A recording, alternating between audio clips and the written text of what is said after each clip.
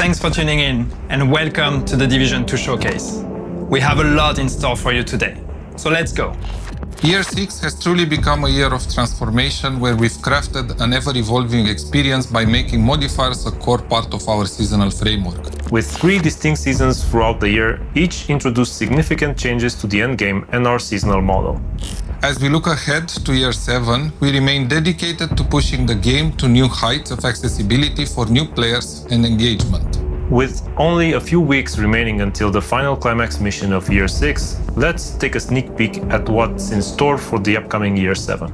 Year 7 will focus on 3 main goals. With the constant influx of new players, improving and streamlining the onboarding process for new agents is more important than ever. We are also focused on adding more depth to the endgame, ensuring there is always something exciting to look forward to. Year 7 will solidify seasons as a cornerstone of the Division 2 experience. Our ambition is to increase the pace and situations, allowing for more regular updates and fresh experiences. Of course, seasons are not the only thing you can expect. During Year 7, we want to make the open world a more dynamic part of the endgame. For example, we're working on introducing an entirely new wrapper to open world activities that react to your actions while unlocking exotic blueprints farming to help you complete your arsenal. We're also focusing on the economy. More specifically, we have a package of revamps that will add more depth to the endgame progression, giving you more control over tinkering and item customization. We aim to make Year 7 seasons a truly holistic experience by realigning the modifiers, gear, and gameplay with the narrative elements of the seasons, including the Manhunt and Climax. Additionally, we want to leave room for your feedback. As we run a live game, we do our best to stay attuned to your needs and remain flexible to try to align our vision with your expectations. We'll be sharing more updates over the course of the year, so you can look forward to more news and announcements each season. In Year 7, you can look forward to a variety of in-game events, including XP multipliers as well as seasonal projects. Additionally, exciting new features such as weapon stats and resource boost will be introduced. Year 6 introduced one of the most anticipated quality of life updates, the stash space increase. In Year 7, we'll continue expanding stash space along with the Battle for Brooklyn DLC.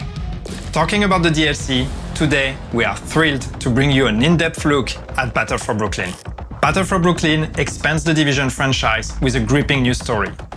Whether you're a veteran eager to dive deeper into the narrative or completely new to the franchise, the DLC has something for everyone. For the first time, players can explore post-pandemic New York in the fall, navigating iconic Brooklyn neighborhoods. You can tackle the new challenges solo or in co-op, making this DLC exciting for everyone. Let's take a look at what awaits agents in Brooklyn. Battle for Brooklyn is set in the faithfully recreated Brooklyn neighborhoods of Brooklyn Heights and Dumbo, including some familiar areas for the Division 1 players, as well as some new areas never explored in the franchise. Main missions take place off-site to allow for a greater bespoke story experience on your first playthrough. And the traditional side missions are replaced by replayable missions you can access from the open world. To experience everything that Battle for Brooklyn has to offer, it will take approximately 6 to 10 hours, especially if you want to discover all the activities we have prepared for you, including 4 control points, 12 living world activities, 10 bounty locations, 8 hunter readers, and a new set of collectible bounties. We're going back to Brooklyn because sometimes you need to go back to where you started to see how far you've come. A lot's happened in Brooklyn since the prologue of Division 1. People have moved over, trying to escape the chaos of Manhattan, and they're looking to build a new life, make a change. Coming to Brooklyn in the fall is absolutely significant to our story. It helps us show the passage of time and our characters and players' evolution as we approach the 1-year anniversary of activation. To bring autumn to the Division 2, we had to investigate firstly the vegetation and the weather. Via the foliage, we are dressing the city in warm autumn colors. For the weather, we have crafted something specific to Brooklyn. We went for a mix of warm weather with golden light and, of course, something moodier to try to capture the autumnal contrasts. For Washington Street, the iconic starting area in the Division 1 overlooking Manhattan Bridge, we wanted it to still feel familiar to the players, but also really show at a glance how time has passed and hint to what might have happened in the meantime. The bridge is the heart of Brooklyn, and the people there have pooled talent and resources that our hostile factions would like to acquire. There, you'll be tasked with protecting the people who built the settlement. Some of the characters you'll meet at the bridge throughout the campaign are familiar faces like Theo Parnell and Dr. Candle, and a brand new face that we've really only heard her voice, Agent Hoskins. When taking Candle from Division 1 to Division 2, we wanted to show that some time has passed. She's still wearing her same old ID badge, but it's now more worn and has some wear to it. And my colleague Marie's ID badge here at Massive actually proved as a perfect reference for this because it has seen some better days. When designing Melanie Hoskins, we wanted to make sure that you can recognize some of her backstory and her character design. So we gave her a very cute bracelet that says Mom that she wears that were made by her 4-year-old son Freddie.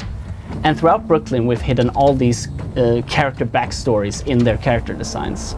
The settlement evolves throughout the campaign in multiple stages. What we wanted to capture here is the feeling of community coming together, building and protecting themselves. Brooklyn was hit by the hurricane alongside Manhattan, only here things happened a bit differently. For some areas, the people in Brooklyn have come together to protect the shoreline from the hurricane, so its impact on the city has not been the same as in Manhattan. Moreover, the community has also started cleaning up after the storm.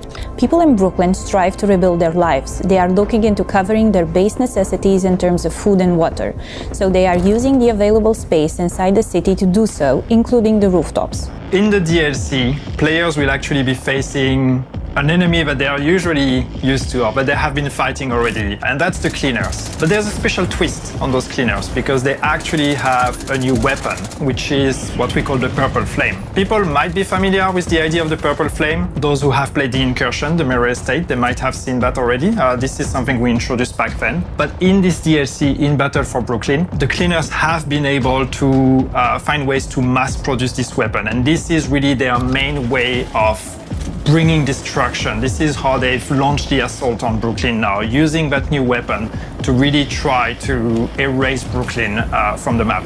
So as an agent, you have to go there, not just face the cleaners as you know them, but face the cleaners with that extra level of threat and of danger because of the Purple Flame.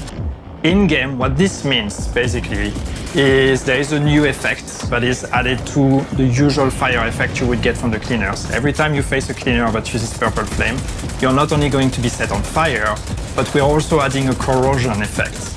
And this corrosion, what it does is it's basically reducing your max armor. So the longer you engage in a fight against cleaners with Purple Flame, the lower your armor gets. And even if you use armor kits, even if you try to heal, you're only going to be able to go as high as what your new maximum is. And that maximum keeps decreasing the longer you fight them.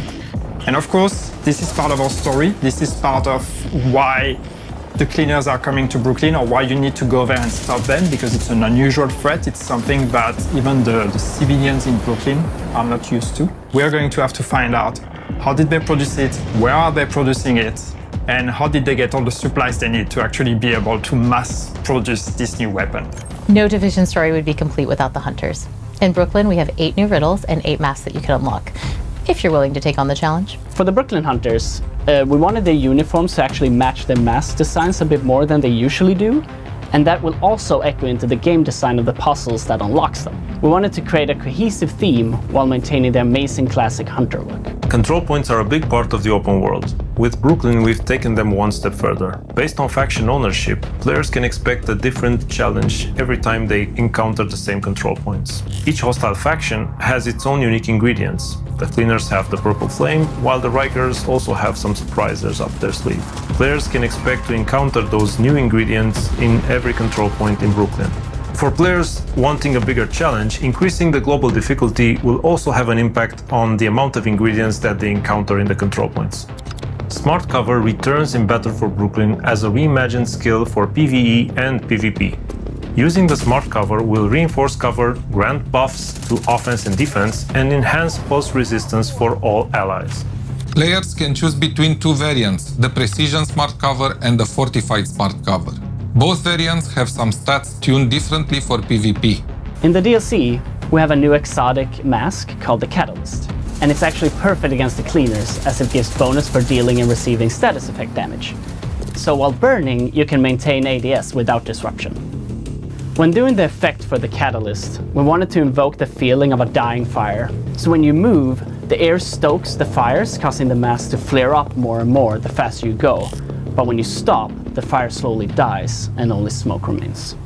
Battle for Brooklyn launches on May 27, 2025. The DLC will be available on PC, Xbox, and PlayStation. For those of you who already own The Division 2, Battle for Brooklyn will be available as a standalone product for €14.99. The Battle for Brooklyn Deluxe DLC will also be available, including exclusive cosmetics. You can visit Ubisoft Store to see the options and wishlist the DLC. If you have friends who don't own the game yet, let them know that the DLC will also be available for new players in our new Gold Edition and Ultimate Edition, giving them immediate access to the main game, Warlords of New York expansion, and the Battle for Brooklyn DLC in May. No matter through which edition you decide to get the DLC, it comes with a level 40 boost, allowing you to jump right into the Battle for Brooklyn campaign, and 50 stash space slots, also accessible in the main game. Working on the Division 2 DLC was an exciting challenge for us.